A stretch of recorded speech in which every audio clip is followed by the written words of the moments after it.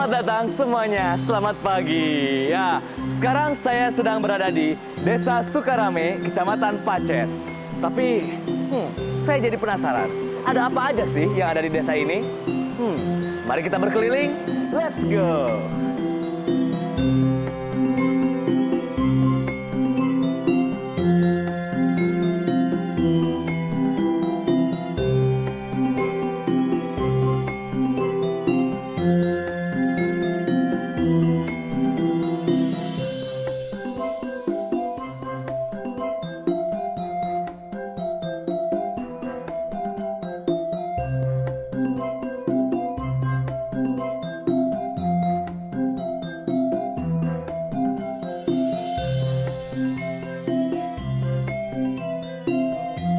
Dengan Ibu Iis Kurniasi sebagai Kepala Desa Sukarame, betul Ibu? Oh iya, saya sendiri. Oh, betul.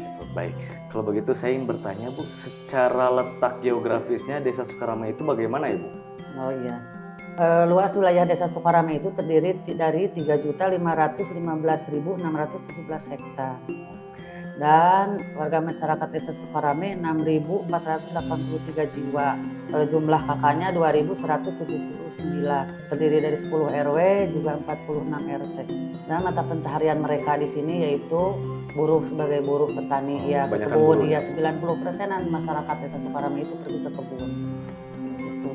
Selain pergi kebun juga bertani, ada juga yang di rumah gitu bikin anyaman, kayak bikin asupan kayak buat masak nasi dulu gitu. Oh, iya, ada juga yang bikin layang-layangan, memanfaatkan situasi di musim kemarau kan, anak-anak ya anak-anak bermain ya Bu. Senang main layang-layangan. Selain aktivitas mereka juga kesehariannya dari ke kebun, di sini juga ada keseniannya. Oh, ada keseniannya juga Bu. Yang masih di ini sama warga masyarakat Desa Sukarame ya. Yang terbanyak itu di antaranya di Dusun Tiga.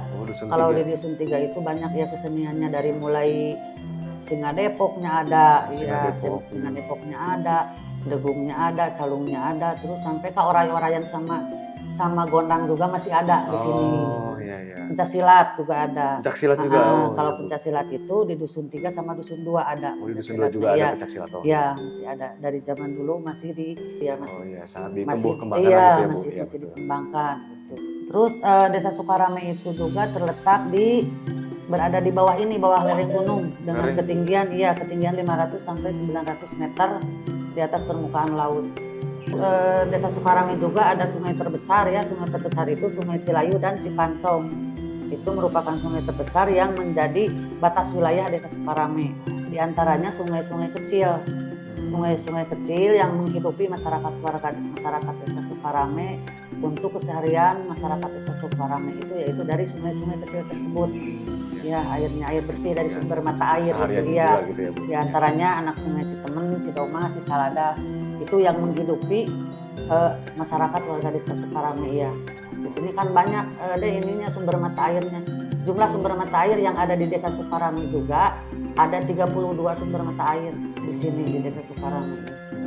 Mungkin sudah cukup juga Bu, secara informasi sudah dapat saya terima. Iya. Saya sangat berterima kasih kepada Ibu. Mungkin saya bisa lanjut kegiatan yang lain gitu Bu. Oh siap. Ya. Terima kasih banyak Ibu. Iya, sama-sama banyak Ibu. Ya. Mangga Ibu. Ya. Assalamualaikum. Waalaikumsalam.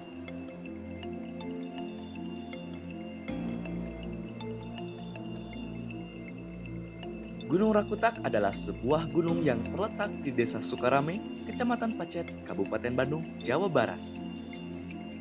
Ketinggian Gunung Rakutak yaitu 1922 meter di atas permukaan laut.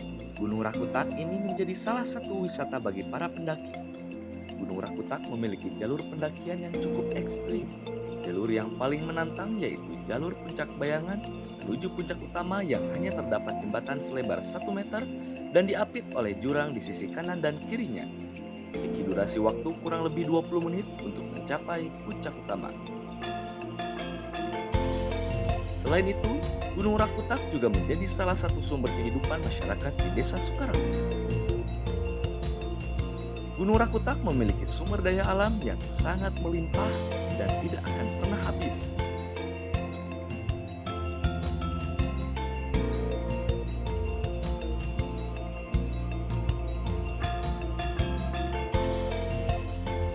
antaranya terdapat tanaman palawija, yaitu daun bawang, kol, kacang-kacangan, dan umbi-umbian. Juga tidak lupa ciri khasnya adalah tanaman kopi. Oke guys, ini adalah salah satu tanaman kopi rakutak yang ada di Desa Sukarame. Selain gunungnya yang terkenal indah, Gunung Rakutak juga terkenal dengan kopinya yaitu kopi rakutak. Salah satunya, sekelompok remaja Masjid Dusun 2 yang memulai untuk mengolah hasil panen yang dimulai pada tahun 2019 yaitu Kang Yana Suryan. Produksi kopi ini diperoleh dari petani kopi yang bekerja sama dengan perhutani. Musim panen dimulai dari bulan 1 sampai dengan bulan 7 yang membuat terkejut adalah satu kali panen sebanyak 2 ton. Hasil panen kopi ini kemudian diolah menjadi bubuk kopi yang sangat lezat dan berkualitas. Kopi yang sudah dipanen sebanyak 2 ton akan diolah menjadi beras-beras kopi yang hasilnya menjadi 1 kintal. Hasil kopi rakutak sudah terjual di dalam maupun luar kota. Selain menjual hasil produksi di dalam dan luar kota, Kang Yana juga mendapat pesanan dari beberapa kafe, yaitu Kafe Pugol, Javadika, Utobes, dan Sejadah Kopi.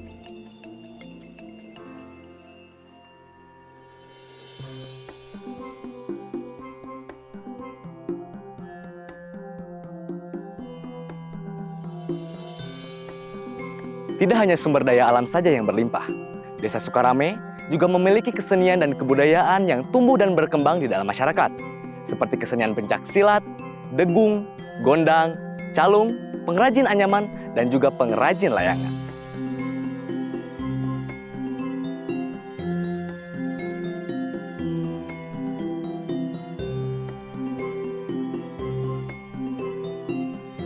Padepokan Putra Giri Kota Genggelang merupakan grup dari kesenian pencaksilat pimpinan Mbah Yayat. Kesenian pencaksilat ini terletak di RW 10, Dusun 3, Desa Sukarame, Kecamatan Pacet, Jawa Barat. Padepokan Putra Giri Kota Genggelang didirikan pada tahun 1987. Sampai sekarang, Putra Giri Kota Genggelang sudah memiliki banyak murid. Akan tetapi, murid-murid terdahulunya sudah tidak aktif lagi untuk mengikuti latihan di Pagular. Sekarang tahun 2023, murid yang aktif di Padepokan Putra Giri Kota Genggelang sejumlah 13 orang. Para murid kerap tampil di berbagai tempat dan berbagai desa. Paguron pimpinan Mbah Yayat melakukan rutinitas latihan di setiap hari Jumat sampai Minggu.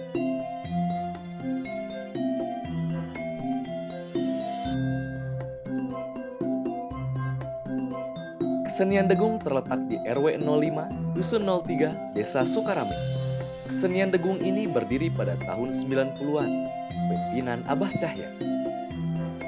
Pelatih yang terdapat di kesenian Degung ini terdapat 2 orang, yaitu Mbah Cahya dan Mbah Ruhia. Para anggota kesenian Degung yaitu para warga RW 05 di Dusun 03, yang dimana para anggotanya pun tentunya bertempat tinggal di RW 05. Kesenian Degung ini seringkali tampil di berbagai acara.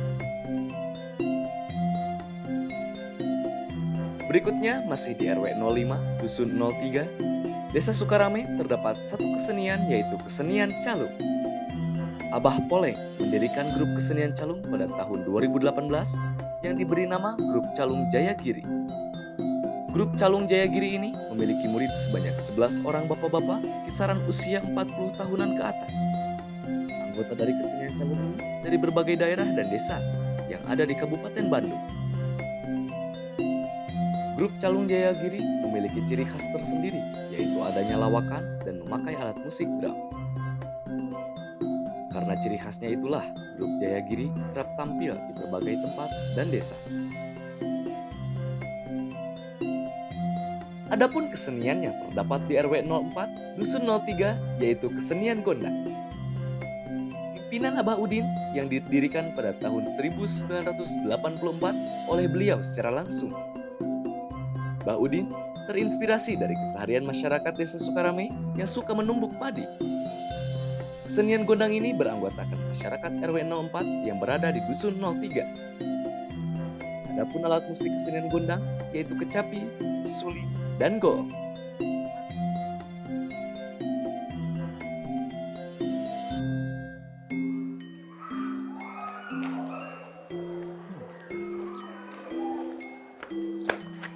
Oke. Sekarang kita akan melihat proses pembuatan kerajinan anyaman yang terbuat dari bambu. Penasaran nggak sih? Mari kita lihat. Let's go.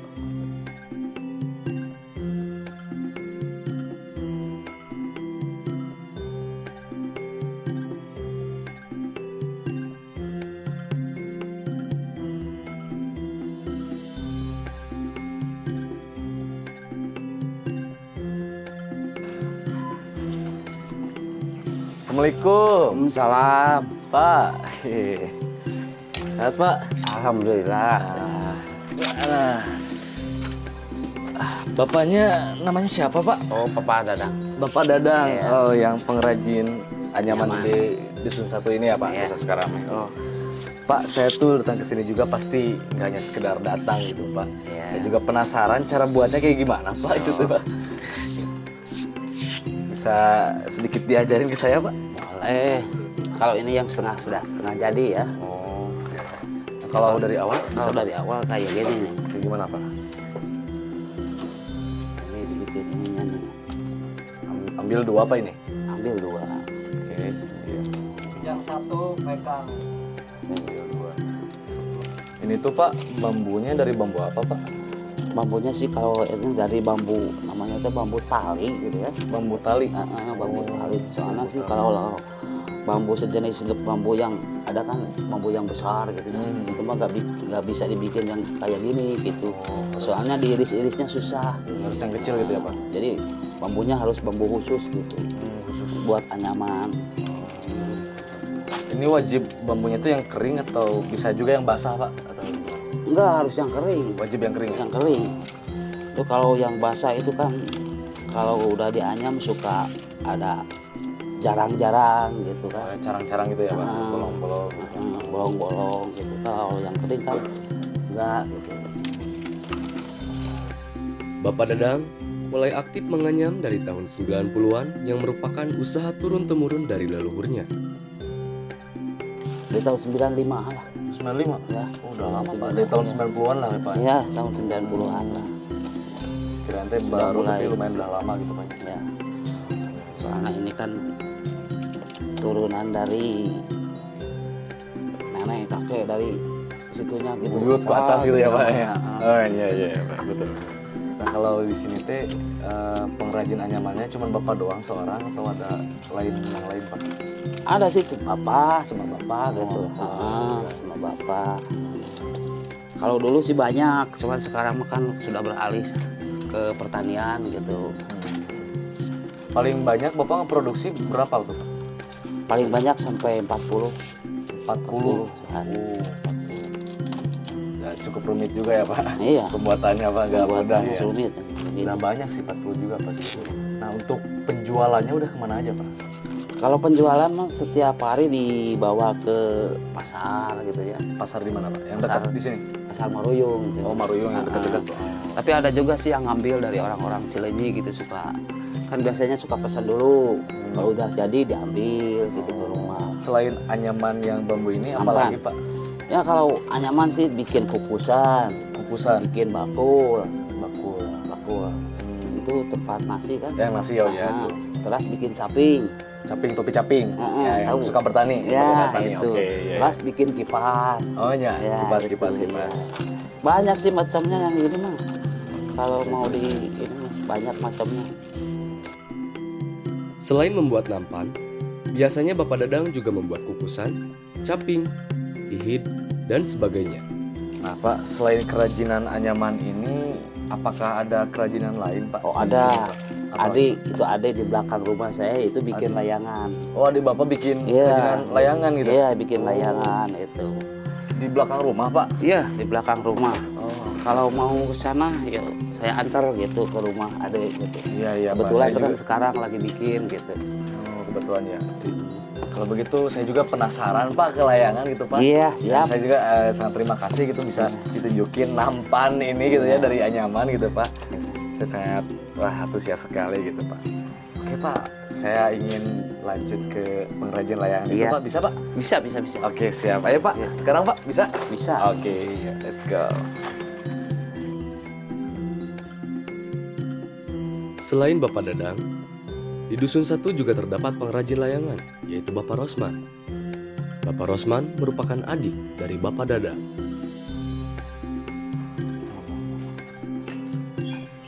Iya bumi naya no pengrajin layangan. Oh iya, Pak. Ayah di lebat tuh. Oh, oke. Sok beli pada kelebat ya. Oke, siap Pak. Baik ya. Terima kasih Pak. Iya. Oke, siap. Assalamualaikum. Waalaikumsalam. Pak. Makan di lebat. Oke, siapa? Baik Pak. Baik. Mangga. Bapak pengrajin layangan gitu Pak ya? Mohon. Oke, saya tadi udah dari pengrajin anyaman. Katanya Iya. itu kakaknya Bapak gitu. Kakaknya Oh iya, Bapak. iya. Oh iya, Iya. Bapak. Oh, di sini Itu pengrajin kakak layangan. yang buat anyaman. Jadi Bapak mah di sini lebih ke khusus layangan gitu ya? Iya, Pak? iya. Pengrajin layangan. Iya. Kalau dulu mah saya juga buat itu anyaman Oh sama. sama Ini Bapak kalau layangan ini dari udah lama Pak? Atau bareng dari dengan kakak? 2010. 2010. Iya, dari 2010 mulai buat layangan. Mulai dari proses awal gitu. Iya, Pak. iya. Ini kalau bisa sehari bisa bikin berapa gitu Pak? Kalau sehari itu paling-paling 150-an lah. 150 Iya, biji gitu, Pak? 150 biji. Oh, banyak Pak. Dari pagi itu sampai jam 4-an lah. Dari pagi Iya, sampai jam 4 sore. Sampai jam 4 sore. Iya. Iya, iya. Untuk penjualannya selain di daerah Pacet, layangan gejus juga sudah terjual luas ke berbagai daerah. Selain anak-anak, layangan gejus memiliki pelanggan dari berbagai usia. Nah, Pak, kan ini ukuran layangan tuh rata-rata standar gitu, Pak. Iya, ya? iya. Apakah Bapak pernah bikin layangannya tuh ukurannya tuh lebih besar gitu, Pak? Pernah nggak, Pak? Enggak pernah, paling-paling ukuran 1 meteran lah. 1 meter? Iya, 1 meter. itu yang paling mentok, Pak? Iya, paling Pernah bikin. mentok. Itu buat aduan di sini aja. Aduh, di sini Iya, aja. adu di sini. Setelah layangan dibentuk, Bapak Rosman biasanya memulas atau memberi motif pada layangan yang polos. Produksi layangan dilakukan setiap hari, di musim kemarau maupun musim hujan. Walaupun musim hujan tidak banyak yang membeli, biasanya Bapak Rosman menggunakan momen ini untuk membuat stok yang akan dijual pada saat musim kemarau. Produksi di musim hujan bisa mencapai 20.000 biji layangan. Bagus, Pak ya? Lumayan lah. Boleh saya minta satu, Pak, ini buat Boleh, oleh boleh, gitu, boleh. Pak. Oh, kalau mau itu yang banyak aja ambil. Yang banyak? Iya. Aduh, nggak apa-apa, Pak, yang banyak Nggak ini. apa-apa, silahkan Oke. saja.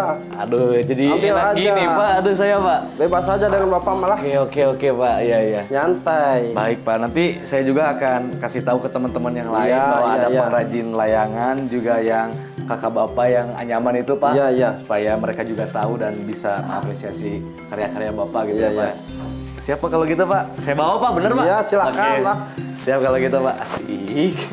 Kasih banyak Pak. Iya. Siap, kasih banyak. Ah, siap, kasih banyak. Aduh, mangga Pak. Mangga, Ya, mangga, siap. mangga, mangga. Assalamualaikum. Salam. Asik, jangan baru. Main lah.